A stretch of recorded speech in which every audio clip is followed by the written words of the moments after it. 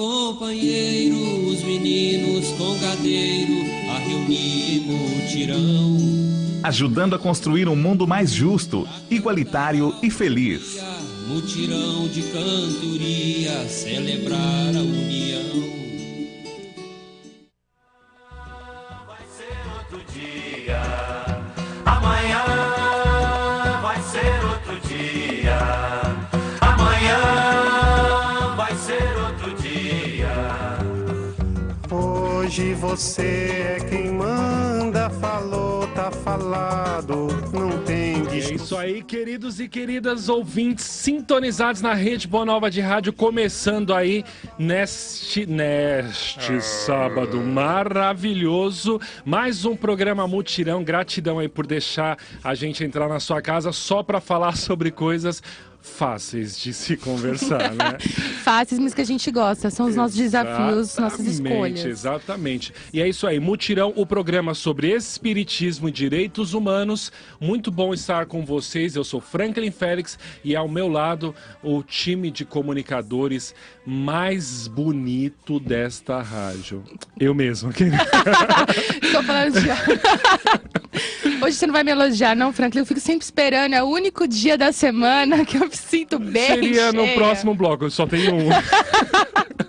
Muito bom dia, Ivy. Bom dia, Franklin. Bom dia, ouvintes. Bom dia, telespectadores da Rede Boa Nova de Rádio, da TV Mundo Maior. Hoje nós estamos novamente apresentando o nosso programa favorito, o Mutirão. Lembrando que vocês podem participar pelo 0800 979 5011. A Thalita vai receber a participação de vocês, as perguntas, sugestões, elogios, críticas.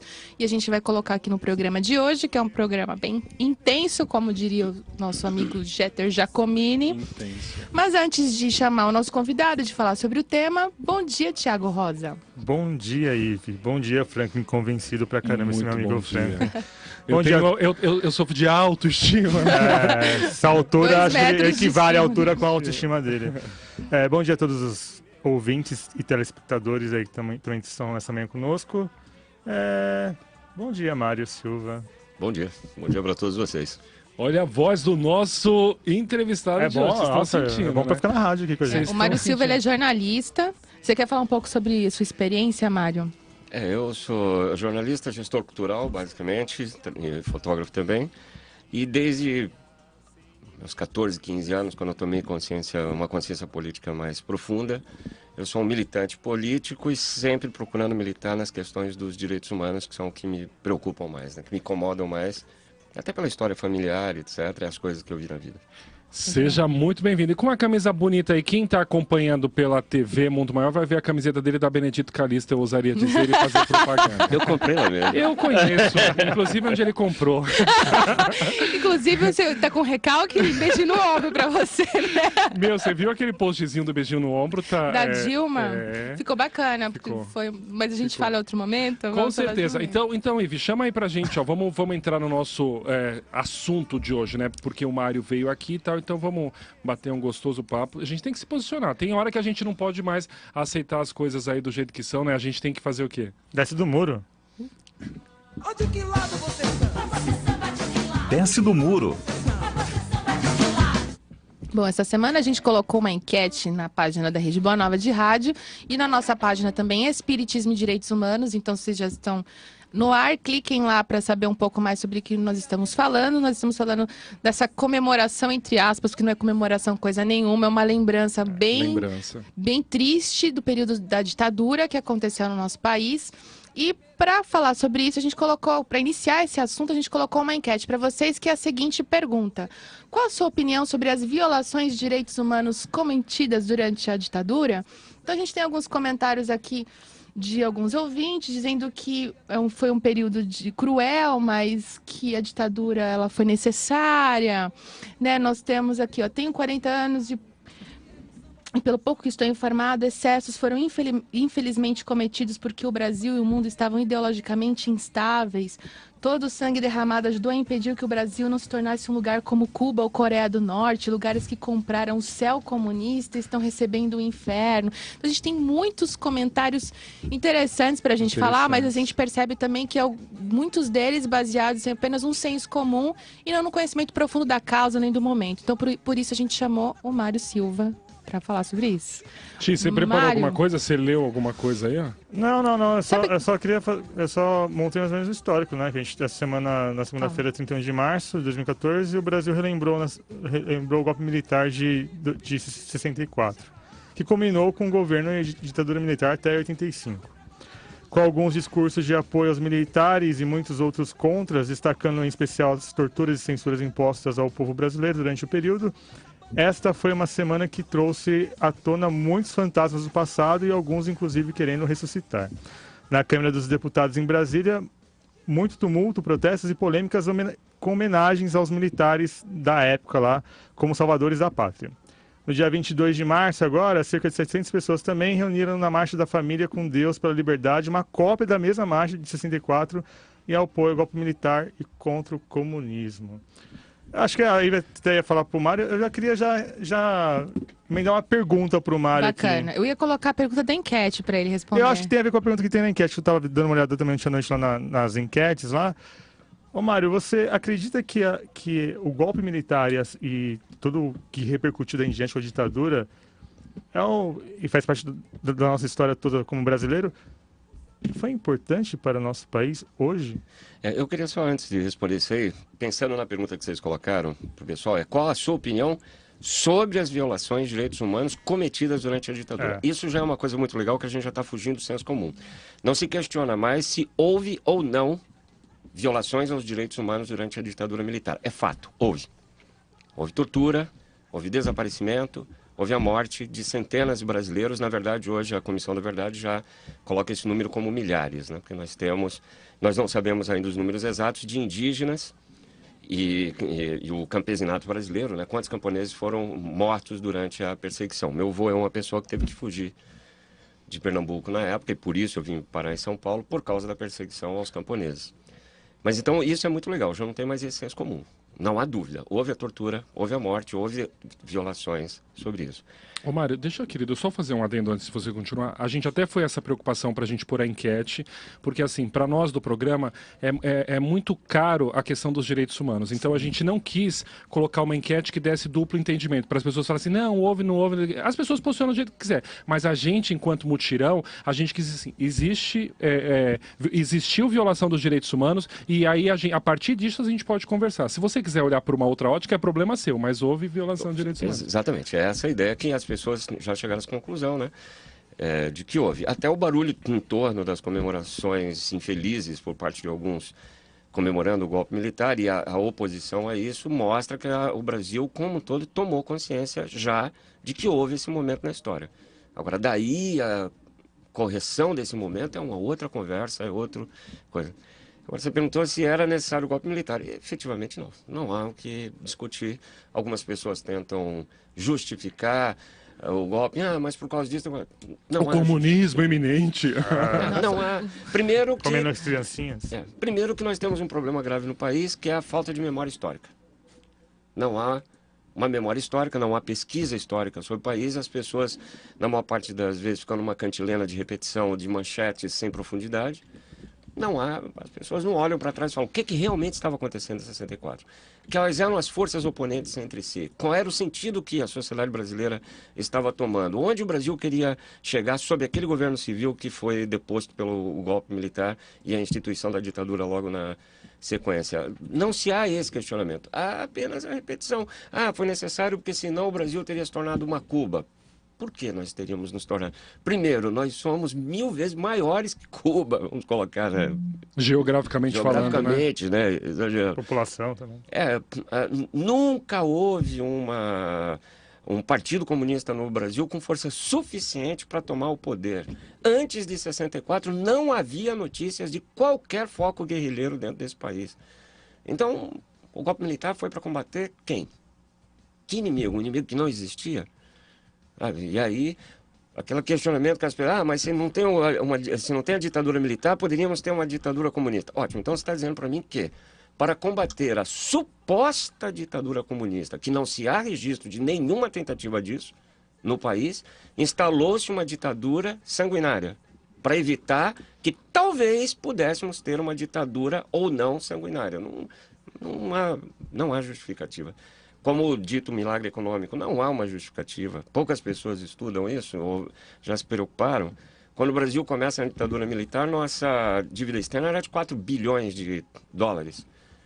15 anos depois, essa dívida era de 150 bilhões de dólares.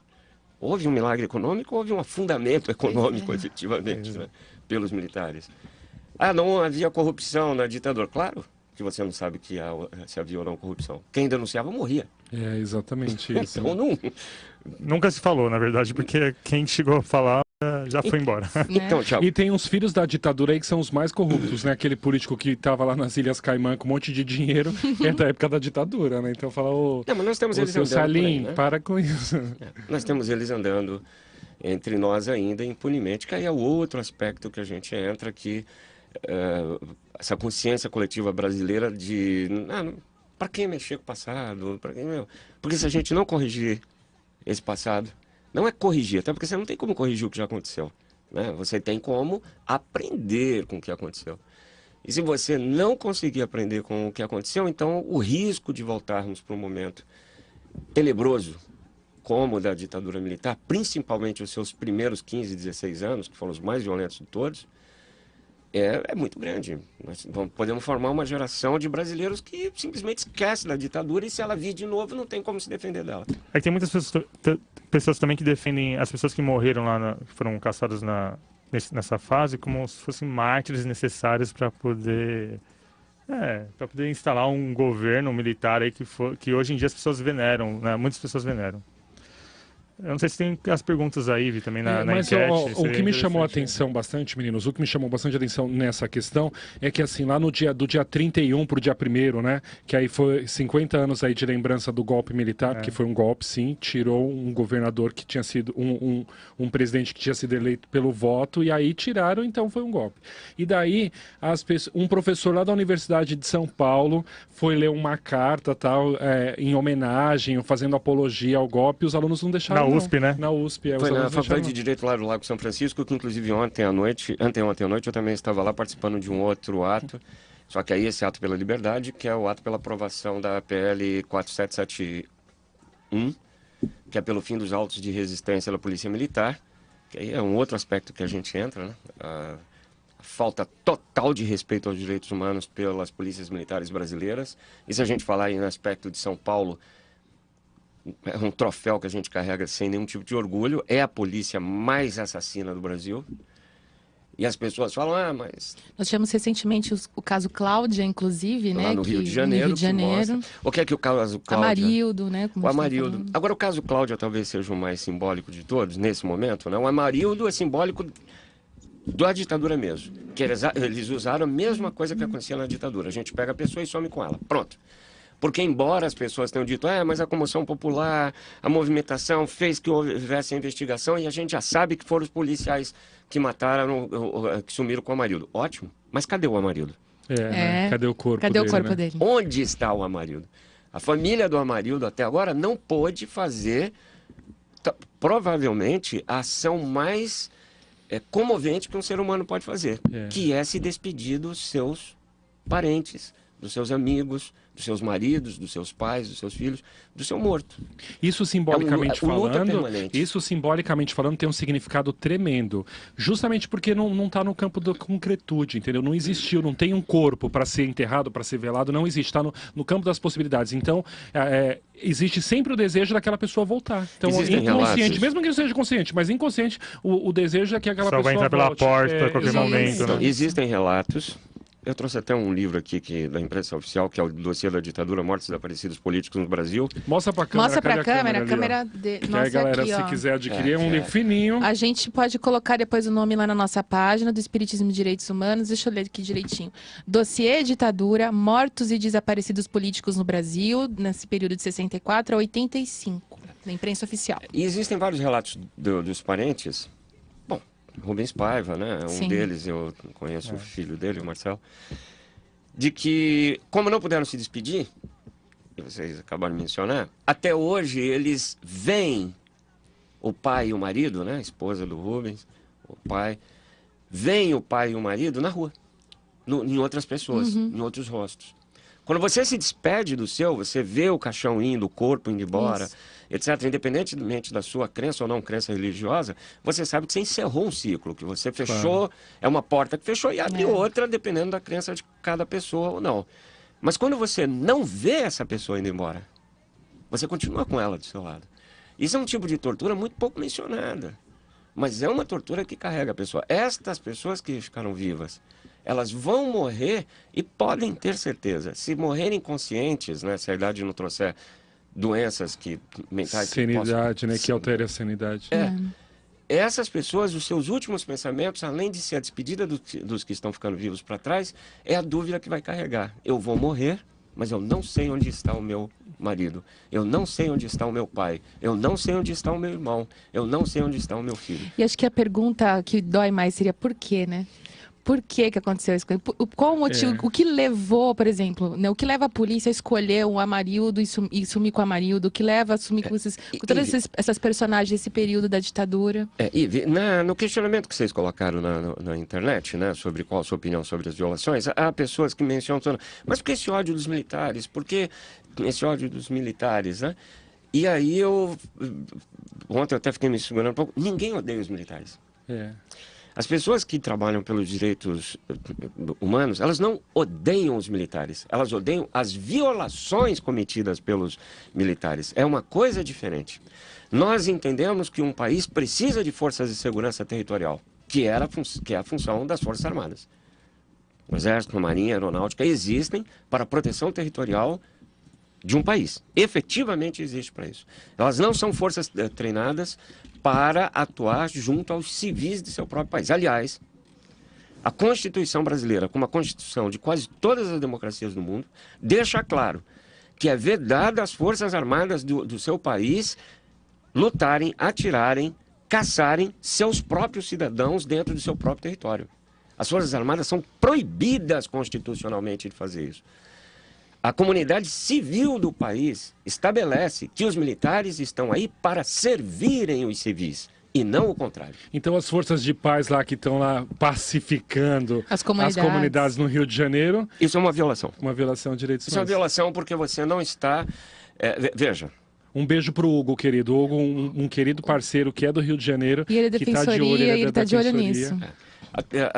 O Exército não foi feito para buscar a paz dentro de comunidades como as favelas do Rio de Janeiro, lutando contra cidadãos brasileiros. O Exército é outra coisa.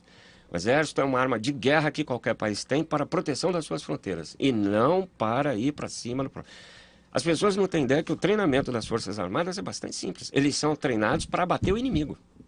Eles não são treinados para, olha, chama lá o inimigo, vamos conversar. Conversa com ele, vai entender a lógica dele, né? Existe uma questão das palavras que as pessoas têm que compreender. Existe uma diferença muito grande entre inimigo e adversário. São coisas muito diferentes entre si. Assim como justiça e vingança também são coisas muito distintas. Totalmente diferentes. A metodologia de ensino embutida na cabeça dos militares é a de inimigo e não de adversário. Quando você tem um adversário, como política, você tem um adversário político.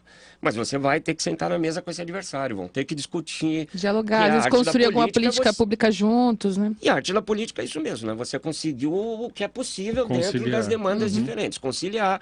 Pode não ser o ideal de para um e nem para o outro, mas é o que é possível até que você construa um novo degrau, até chegar no momento. Agora, o inimigo é para ser abatido, é para ser derrubado. Você não quer conversar com o seu inimigo, você quer eliminar o seu inimigo. E a filosofia de treinamento das Forças Armadas é essa, que foi transferida para a Polícia Militar. E daí, essas violações crescentes desta polícia brasileira, em qualquer estado do país. É que aqui em São Paulo nós temos uma coisa mais notória, mais evidente, mais rançosa. A história da rota na rua, lembra? A rota exatamente. na rua era... Tem o livro do Caco Barcelos que fala até sobre isso daí, que relata a rota lá, matando Qual as que é, pessoas. Você lembra o livro? Rota 66. Rota 66. Que é um livro muito bom do Caco, ele faz uma investigação até nos necrotérios da cidade, falando sobre essa questão da rota que ia atrás das pessoas na periferia para matar realmente, como pegar qualquer pessoa lá para poder... eu peguei o bandido, matei, eliminei da sociedade, por exemplo. Que é aquela ideia do bandido bom e bandido morto. Isso é uma ideia que vem muito anterior até o golpe militar, mas que se enfatiza sob o comando dos militares no país, né? A ideia de que bandido bom, bandido morto. Agora, que bandido? Quem determina... Quem é o bandido, Quem né? é o bandido? O que esse bandido fez? As pessoas não se questionam isso. E é justificável você utilizar a barbárie para combater a barbárie? Exatamente. A gente a técnica do opressor, né? Você usa a técnica do opressor, você é oprimido, mas você usa a técnica do opressor para oprimir também. Então, que lógica, que ciclo inverso é esse, né? Então a gente sempre fala disso, Mário, aqui. A questão, porque eu sei que a gente tem pouco tempo, só quero contar para vocês. Tem 3 minutos, infelizmente. É que as pessoas pensam assim. Direitos humanos, você sempre ouve aquele comentário. Ou é aquela coisa assim, por que os direitos humanos defende bandido, né? Outro dia eu estava conversando com um amigo jornalista, direitos humanos não é uma pessoa, né, Mário?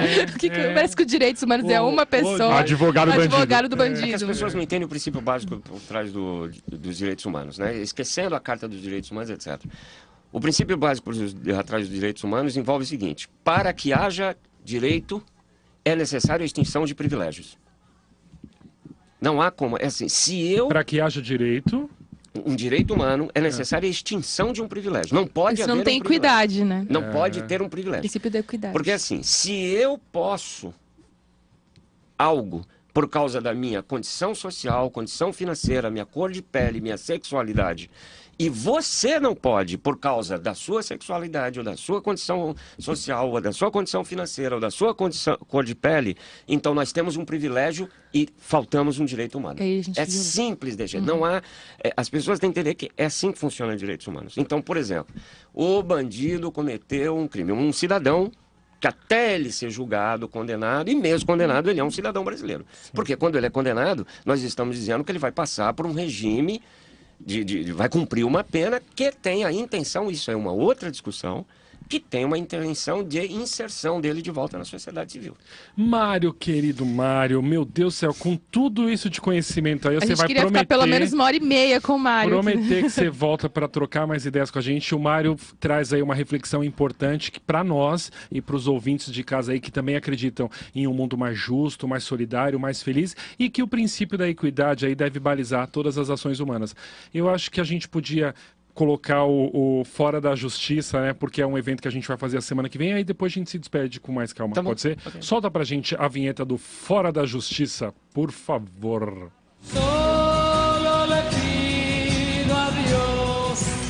Fora da Justiça Social, não há salvação. Falando do Fora da Justiça Social, não há salvação, que é a nossa provocação aqui do programa, é a nossa campanha.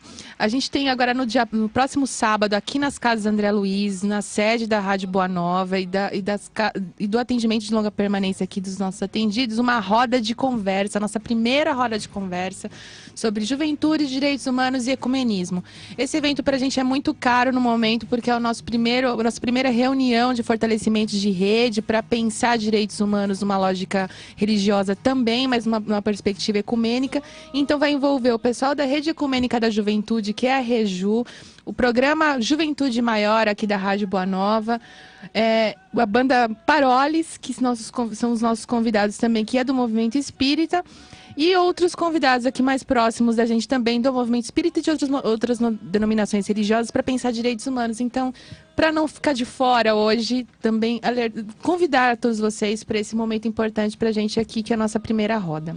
Dia 12, sábado que vem, 2h, né? Isso mesmo. Querido, só dá para dar um beijinho, mandar beijo no ombro. Beijo no ombro, né?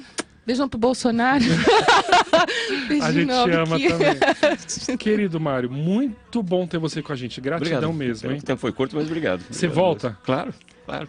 É Eu posso só mencionar rápido? Pode, qualquer coisa ele tira nós do ar aí, ó, e o Ale já não. tá ali, ó, o Ale, ó, a cara do Ale. Quando o Ale franze a É que testa... ele acabou de mencionar o nome de um deputado, né? Sim. Federal, o Bolsonaro e tal.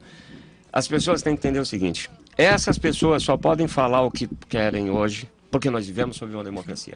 Exatamente. E elas Sim. sabem que elas vão falar, vão pegar os seus cadernos, os seus livros, seus cadernos, o seu dinheiro, suas gravatas, sair de dentro do Congresso Nacional e vão para casa encontrar suas famílias. Ninguém vai pô-los no pau de arara. Ninguém vai torturá-los. Ninguém vai tirar seus filhos de dentro de casa. Ninguém vai dar um tiro na testa deles e jogá-los eles no oceano. A democracia é o melhor modo de viver num país. Ditadura nunca mais, né? Nunca mais. Queridos amigos, muita paz pra todo mundo. Grande beijo. Tchau. Tchau. Vou chamar meus companheiros, os meninos congadeiro, a reunir em mutirão, Você ouviu Mutirão. pra cantar a alforria, mutirão de cantoria, celebrar a